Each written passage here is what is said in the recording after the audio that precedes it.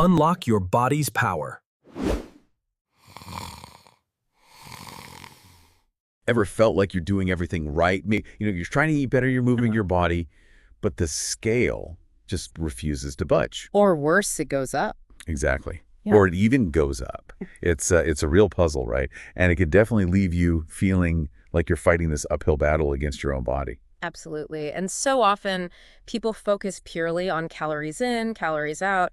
But what if there's this other layer, a hidden factor maybe pulling the strings behind the scenes? That's exactly what we're diving into today. You've shared, a stack of sources with us, some really insightful research, practical guides, all about weight management and hormonal health. Mm-hmm.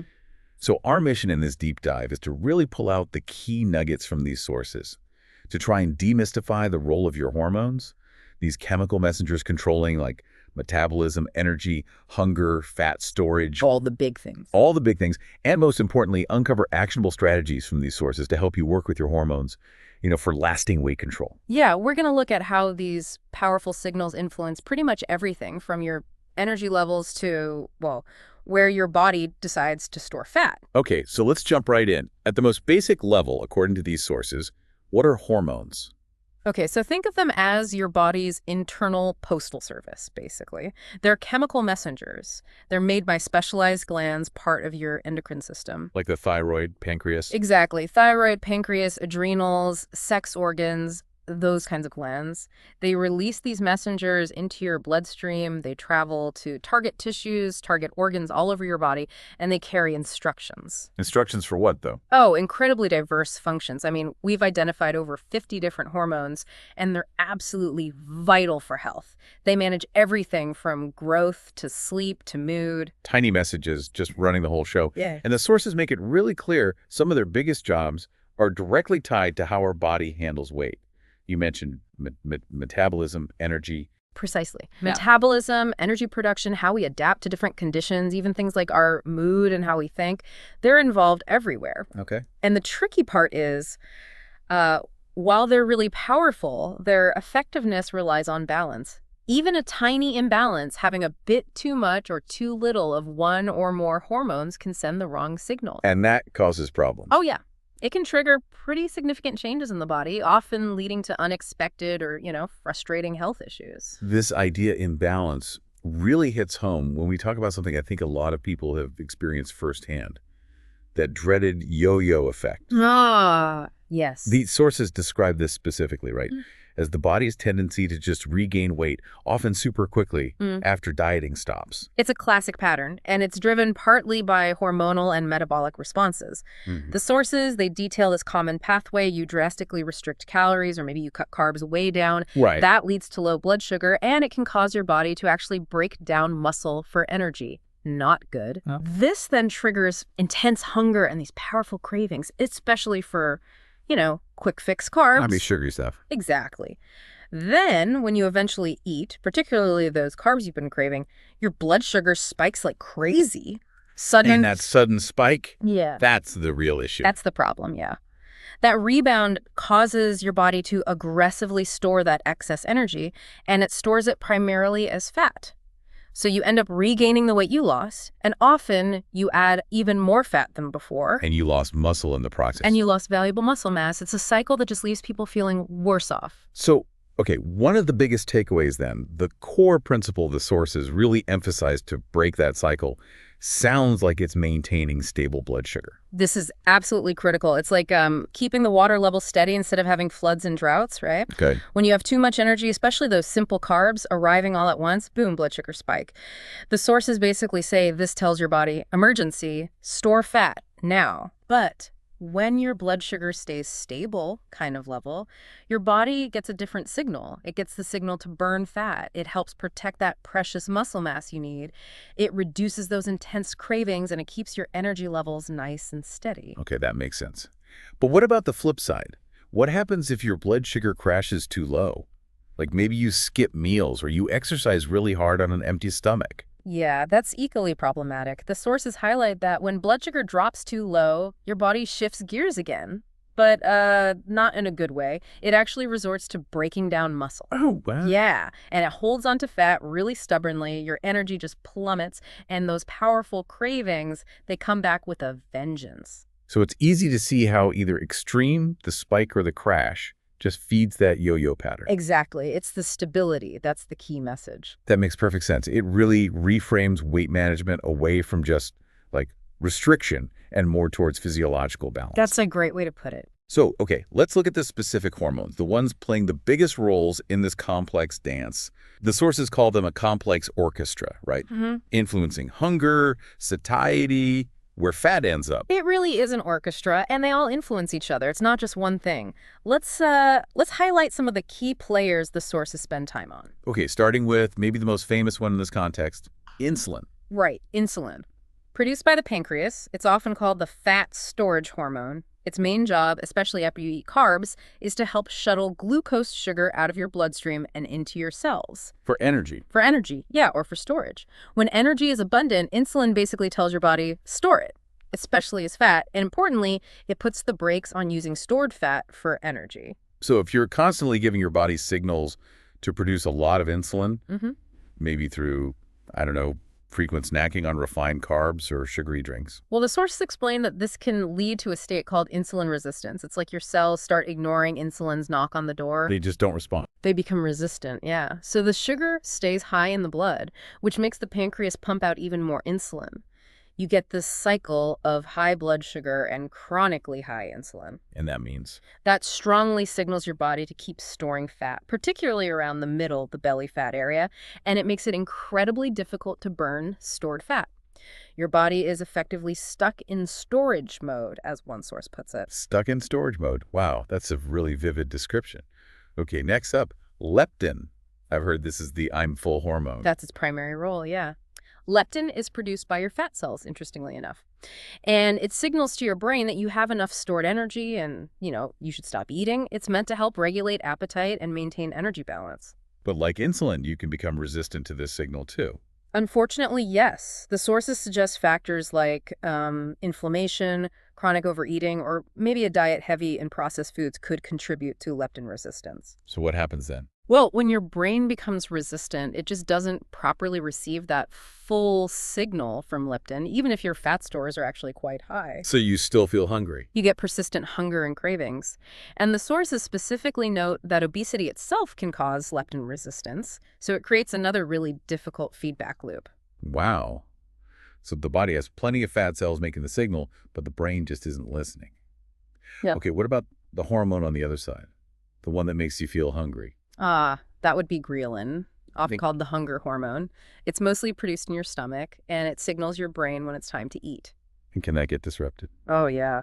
The sources mention that things like poor sleep, erratic meal times, or stress can definitely disrupt ghrelin levels, leaving you feeling constantly hungry. Constantly hungry, yeah. And interestingly, they note that in people with obesity, ghrelin levels might not drop as much after eating compared to people at a healthy weight, so that I'm satisfied signal is weaker. So ghrelin gets disrupted, leptin gets ignored. Yeah, it's easy to see how appetite regulation just goes haywire. Completely. Now, the one that seems particularly relevant in our, busy modern world, cortisol. The stress hormone. Yeah. Yes, produced by the adrenal glands, which sit on top of your kidneys.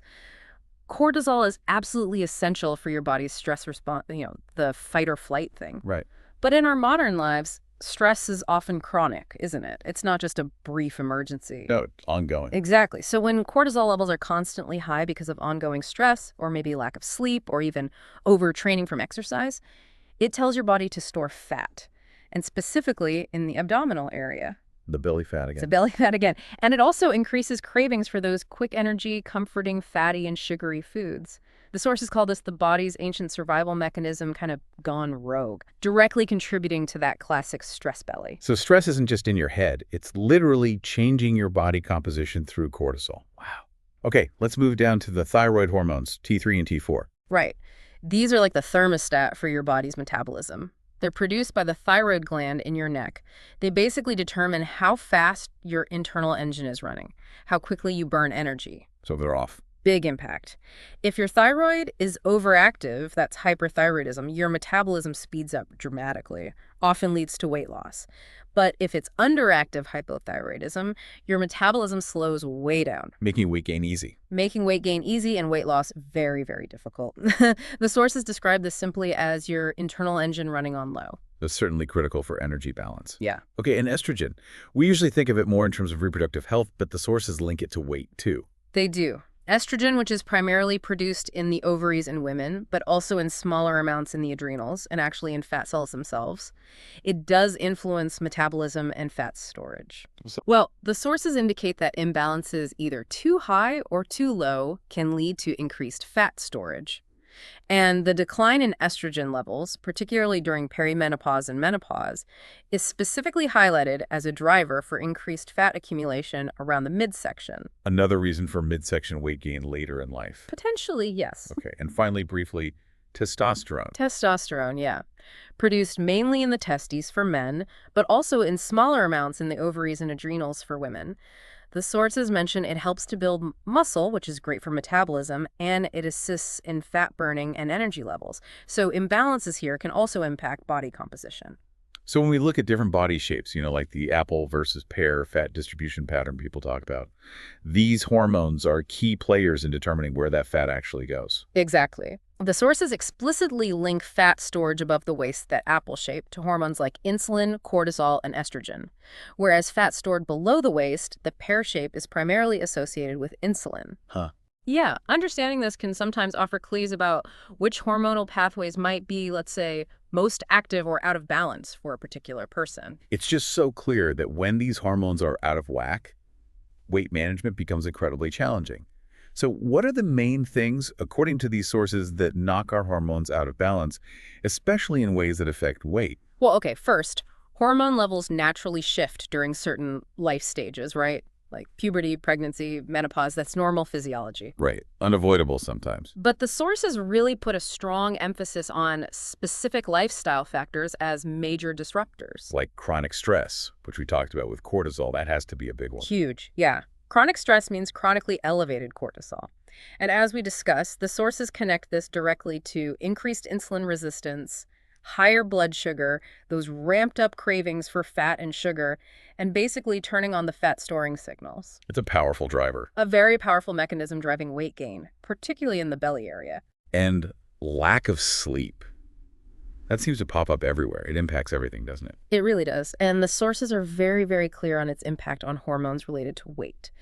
Insufficient sleep is shown to decrease leptin, your fullness hormone. Okay. It increases Ghrelin, your hunger hormone. It increases cortisol, your stress hormone. And it decreases insulin sensitivity. So all working against you. All of those shifts are working against you if you're trying to manage weight and appetite, getting enough restorative sleep. It's just non-negotiable for hormonal balance, according to these guides. And what we eat, specifically sugar. Oh, direct and significant impact. The sources point out that a diet consistently high in sugar just drives up insulin levels, pushing the body directly into that fat storage mode we talked about. Yeah. It's probably one of the most straightforward connections they highlight.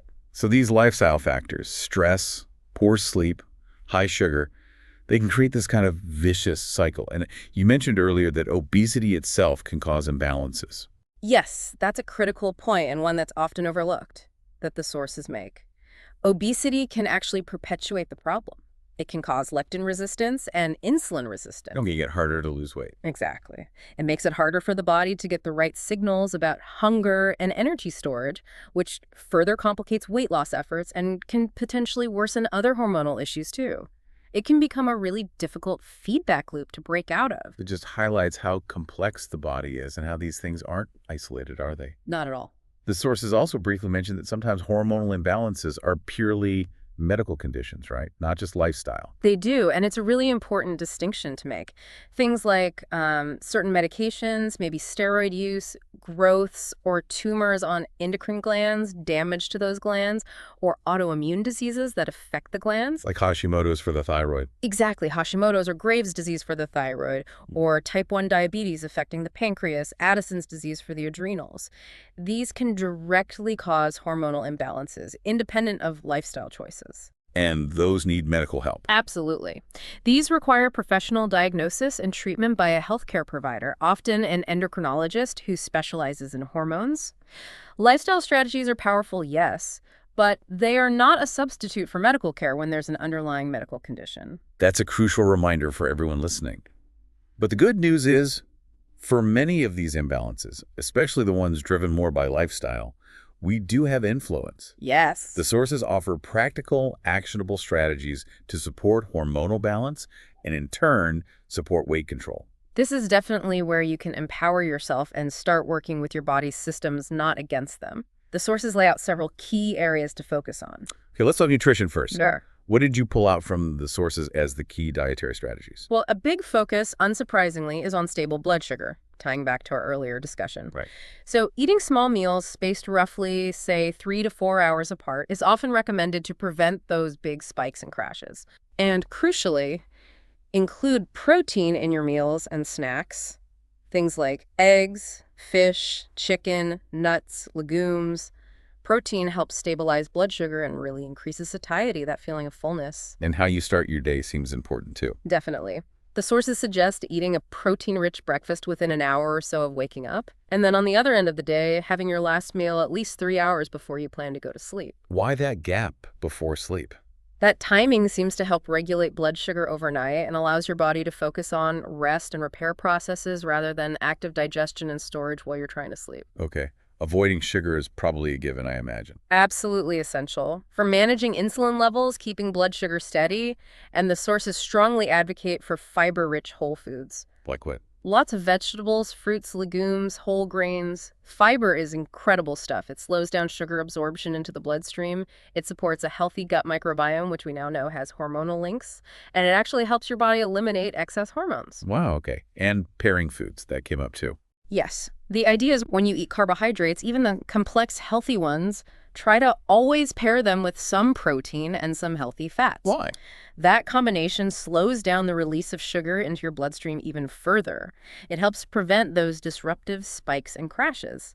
And the sources specifically mention incorporating foods known to support hormonal balance, things like omega-3 rich fish, avocado, nuts, even green tea gets a mention. That's a pretty comprehensive look at the plate. Yeah. What about the broader lifestyle changes beyond just food? Just as vital, according to these guides. Prioritizing quality sleep is, again, non-negotiable. Remember how lack of sleep messes with leptin, ghrelin, cortisol, and insulin? Yeah, all four. Exactly. So aim for 7 to 9 hours of restorative sleep per night. And try as much as possible to keep a consistent sleep schedule, even on weekends. It really is foundational. And stress management, tying back to cortisol. You have to find daily practices that genuinely help you de-stress and then actually make time for them. It's not enough just to know you should. Like what sort of things? Well, the sources suggest things like deep breathing exercises, getting out in nature, engaging in hobbies you enjoy, connecting with positive people, even practicing positive thinking. The goal isn't to eliminate stress entirely, that's probably impossible, but to manage your response to it. To prevent that chronic cortisol elevation. Precisely. Okay. Exercise is always recommended, but you mentioned the sources specify smart exercise.